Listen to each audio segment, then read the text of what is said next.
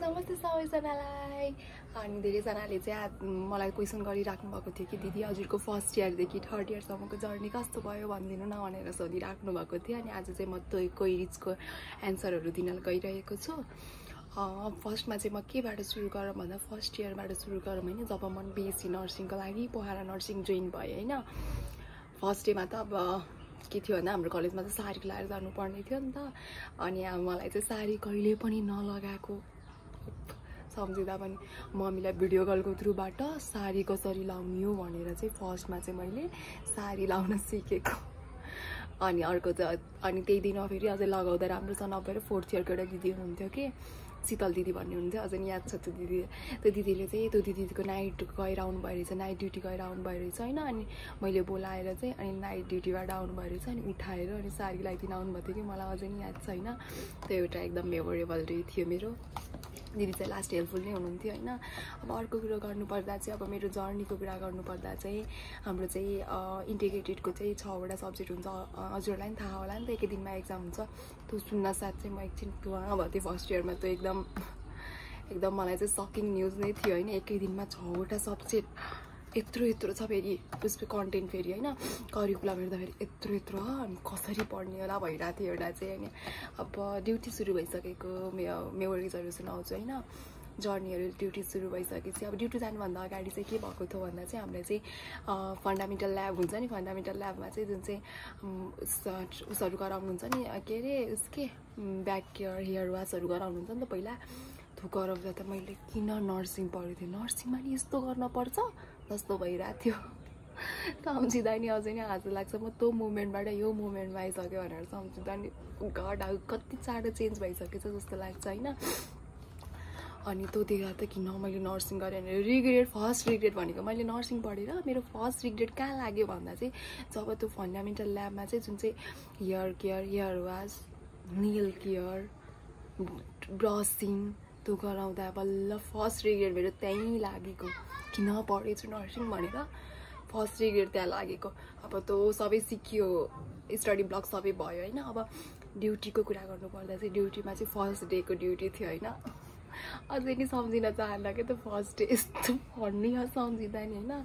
First day अब मेरो चाहिँ सर्जिकल वार्डमा पढेको नि त। सर्जिकल वार्डमा त धेरै बिरामी हुन्छ। झन् अझै गण्डकी हस्पिटलको सर्जिकल वार्ड वेस्टर्न रिजनलको सर्जिकल वार्ड हुन्छ त कति 45वटा थियो क्या होइन। बेड 40-45 जस्तै कतिवटा थियो त्यो बेलामा। अहिले पनि छ थुप्रै 40-45वटा बेड थियो होइन। मेरो भागमा चाहिँ बेड नम्बर 1बाट सुरु भएको थियो। किन भन्दा 20 रोल नम्बर 20सम्म एकतिर मेरो फर्स्ट इयरमा चाहिँ रोल नम्बर 21 थियो कि। किन भन्दा एउटा केटीले चाहिँ फेरि पछि छोडेर गइकियो, अगाडि चाहिँ त्यो केटी थियो। अनि त्यही भएर चाहिँ मेरो रोल नम्बर चाहिँ 21 नै थियो होइन। अनि 21 भएपछि त 20सम्म एउटा ग्रुप मर्निङ ग्रुप थियो, म चाहिँ इभिनिङ ग्रुप थियो 21बाट। फर्स्टमा मेरो रोल नम्बरबाट चाहिँ बेड नम्बर 1बाट मेरो सुरु भयो।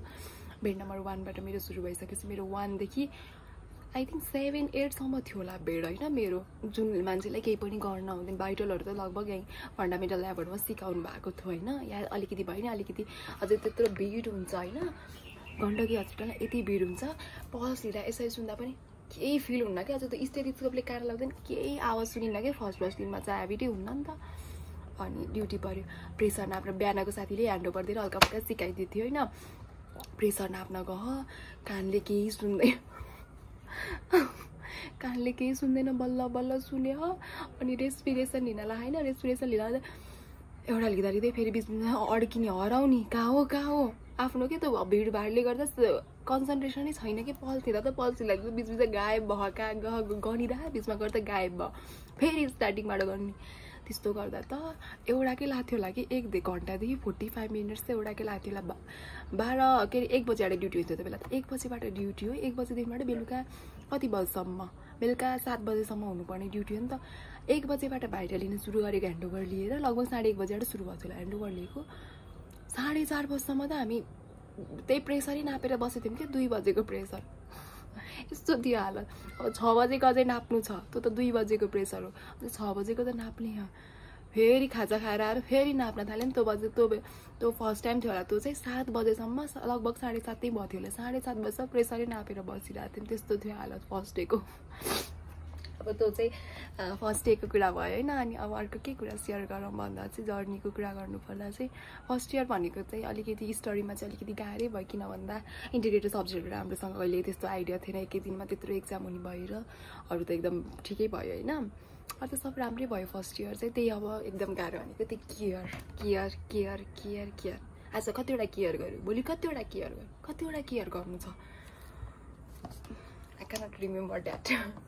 कस्तो ड्युटीमा जान पाएन, आज के केयर गर्ने, अब्जेक्टिभ भर्न, अब्जेक्टिभमा के केयर छ, हेटिक त सम्झिँदा फर्स्ट इयरको।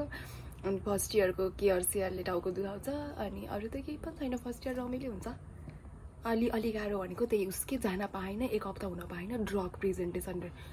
जिन्दगीमा कहिले पेपर वर्क त्यही स्टुडेन्ट लाइफको बेला बसेको, ड्रग प्रिभेन्टेसन कसरी गर्छ नि थाहा छैन। अलि पछि हेल्थ टिचिङ त अझै ह्यान्ड वासिङमा दिएको थियो, अलिकति इजी नै भएको थियो किनभने दिदीले पिसिएल नर्सिङ गर्नुभएको थियो, अलिकति आइडिया दिनुभएको थियो। कम गाह्रो भएको थियो। अनि फिजिकल एक्जामिनेसन फेरि उस्तै अझ गरिरहेको आइडिया भयो त हुन्छ नि।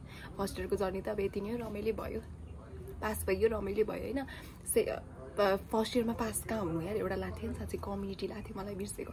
अब सेकेन्ड इयरको कुरा गर्नुपर्दा एक्जाम त राम्रै भएको थियो, तर रिजल्टमा चाहिँ यस्तो आएको थियो, सम्झिन चाहन्न। द्याट्समा एन्जाइटी लेभल फेरि राइज अप हुन्छ। अब चाहिँ सेकेन्ड इयरको कुरा गरौँ होइन। सेकेन्ड इयरको कुरा गर्नुपर्दा चाहिँ सेकेन्ड इयर चाहिँ कस्तो भयो भन्दा चाहिँ सेकेन्ड इयर चाहिँ कहाँबाट सुरु गरौँ,